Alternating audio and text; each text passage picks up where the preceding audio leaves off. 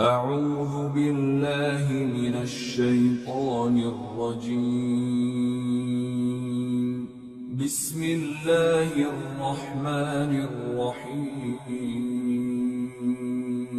سورۃ یوسف آیت نمبر 77۔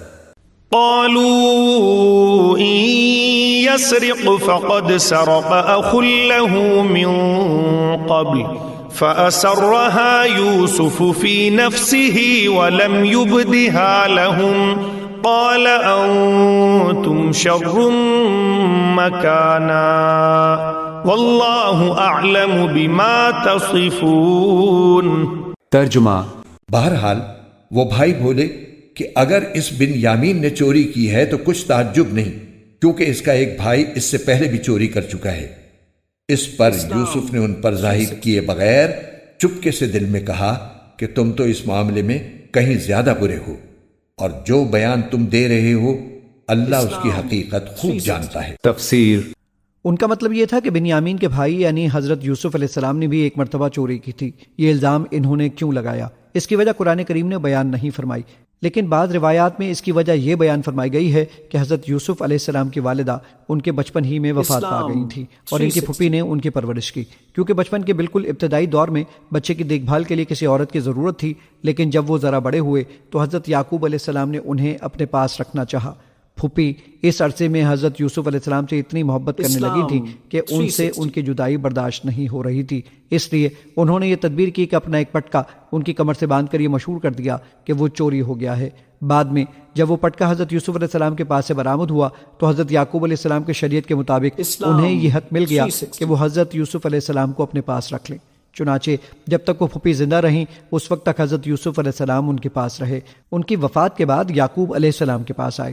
یہ واقعہ ان کے بھائیوں کو معلوم تھا اور وہ جانتے تھے کہ در حقیقت پٹکا انہوں نے چوری نہیں کیا تھا، مگر چونکہ وہ حضرت یوسف علیہ السلام کے مخالف تھے اس لیے انہوں نے اس موقع پر چوری کا الزام بھی ان پر لگا دیا۔ ابن کثیر وغیرہ۔ یہ واقعہ اس صورت میں درست ہو سکتا ہے کہ حضرت یوسف علیہ السلام کی والدہ کے بارے میں ان روایات کو صحیح قرار دیا جائے جن کی روح سے ان کا انتقال ہو چکا تھا، اور جن روایتوں میں یہ مذکور ہے کہ وہ زندہ تھیں ان کے لحاظ سے چوری کے الزام کی یہ توجیہ ممکن نہیں ہے۔ بہر صورت یہ بات واضح ہے کہ الزام غلط تھا، یعنی اس چوری کے معاملے میں جس کا الزام تم مجھ پر لگا رہے ہو تمہاری حالت کہیں زیادہ بری ہے، کیونکہ تم نے خود مجھے میرے باپ سے چرا کر کنویں میں ڈال دیا تھا۔ آیت نمبر 78۔ قالوا يا أيها العزيز إن له أبا شيخا كبيرا فخذ أحدنا مكانه إنا نراك من المحسنين۔ ترجمہ: اب وہ کہنے لگے کہ اے عزیز، اس کا ایک بہت بوڑھا باپ ہے، اس لیے اس کی جگہ ہم میں سے کسی کو اپنے پاس رکھ لیجئے، ہم آپ کو ان لوگوں میں سے سمجھتے ہیں جو احسان کیا کرتے ہیں۔ تفسیر: یہاں لفظ عزیز حضرت یوسف علیہ السلام کے لیے جو استعمال ہوا ہے صرف اس کی بنا پر مفسرین نے قیاس کر لیا کہ حضرت یوسف علیہ السلام اسی منصب پر معمور ہوئے تھے جس پر اس سے پہلے زلیخا کا شوہر معمور تھا۔ پھر اس پر مزید قیاسات کی عمارت کھڑی کر لی گئی کہ سابق عزیز مر گیا تھا، حضرت یوسف علیہ السلام اس کی جگہ مقرر کیے گئے، زلیخا اثر نو معجزے کے ذریعے سے جوان کی گئی اور شاہ مصر نے اس سے حضرت یوسف علیہ السلام کا نکاح کر دیا۔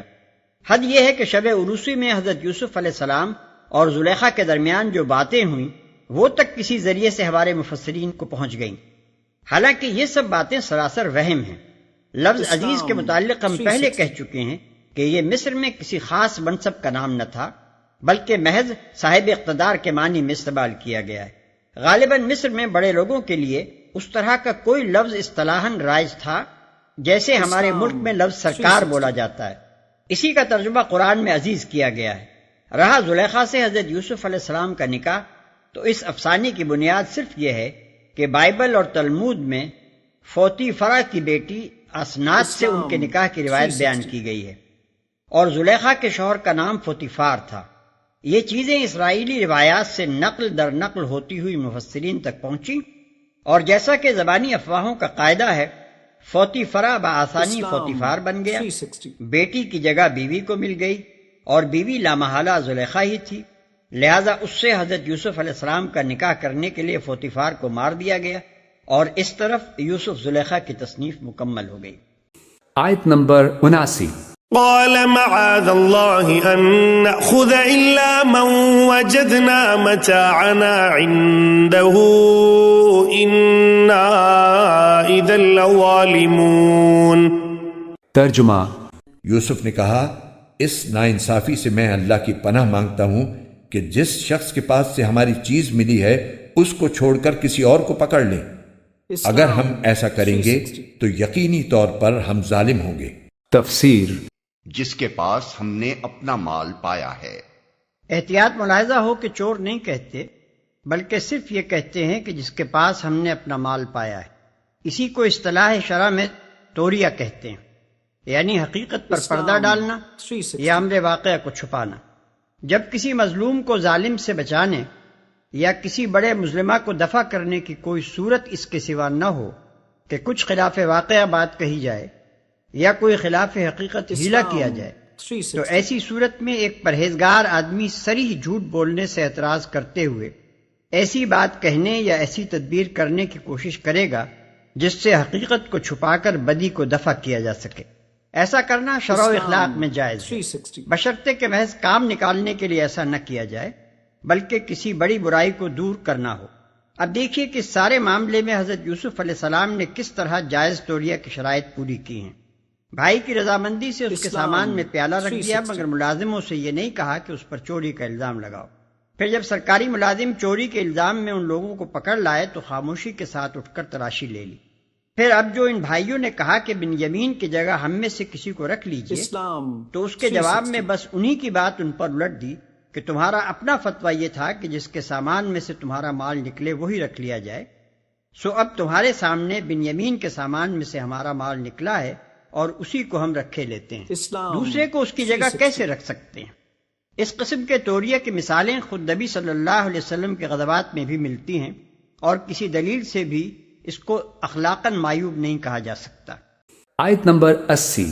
فلما استيئسوا منه خلصوا نجيا قال كبيرهم ألم تعلموا أن أباكم قد أخذ عليكم موثقا من الله ومن قبل ما فرطتم في يوسف فلن أبرح الأرض حتى يأذن لي أبي أو يحكم الله لي وهو خير الحاكمين. ترجمہ. چنانچہ جب وہ یوسف سے مایوس ہو گئے تو الگ ہو کر چپ کے مشورہ کرنے لگے. ان سب میں جو بڑا تھا اس نے کہا، کیا تمہیں معلوم نہیں کہ تمہارے والد نے تم سے اللہ کے نام پر عہد لیا تھا، اور اس سے پہلے تم یوسف کے معاملے میں جو قصور کر چکے ہو وہ بھی معلوم ہے. لہٰذا میں تو اس ملک سے اس وقت تک نہیں ٹلوں گا جب تک میرے والد مجھے اجازت نہ دیں یا اللہ ہی میرے حق میں کوئی فیصلہ فرما دے، اور وہی سب سے بہتر فیصلہ کرنے والا ہے. تفسیر. فلما استيئسوا منه، جب وہ ساری اپنی جو بھی ہو سکتے تھے منت سماجت کر کے جب مایوس ہو گئے کہ حضرت یوسف بات ماننے والے نہیں ہیں، خلصوا نجیہ، اب وہ ایک طرف ہو گئے، علیحدگی میں جا کر آپس میں مشورہ کیا تب کیا کریں. قال کبیرہم، کہا ان کے بڑے نے، کہ وہی یہودا جس نے اس وقت بھی کہا تھا حضرت یوسف کے بارے میں قتل مت کرو، لیکن یہ کہ وہی شخص اب کہہ رہا ہے، الم تعلموا ان اباکم قد اخذ علیکم موثقا، جانتے ہو نا کہ تمہارے والد نے حضرت یعقوب علیہ السلام نے تم سے پختہ قسم لی ہوئی ہے، عہد لیا ہوا ہے، من اللہ، اور اللہ کے نام پر وہ عہد ہوا. ومن قبل ما فرطتم فی یوسف، اور یاد کرو اس سے پہلے تم نے کتنی زیادتی کی تھی، کتنا تم نے بڑا جرم کیا تھا یوسف کے معاملے میں. فلن ابرح الارض، تو میں تو اب اس زمین سے نہیں کھسکوں گا، یہاں سے ہلوں گا نہیں، میں یہیں رہوں گا حتی یاذن لی ابی، یہاں تک کہ والد خود مجھے اجازت دے. جو بھی تم ایکسپلینیشن جا کر دو وہ مطمئن ہو جائیں اور پھر وہ اجازت دیں گے تو میں یہاں سے ٹلوں گا، ورنہ میں یہیں رہوں گا. اور یحکم اللہ لی، یا پھر اللہ کوئی فیصلہ میرے بارے میں کر دے. وہ خیر الحاکمین، اور یقیناً وہ بہترین فیصلہ کرنے والا ہے.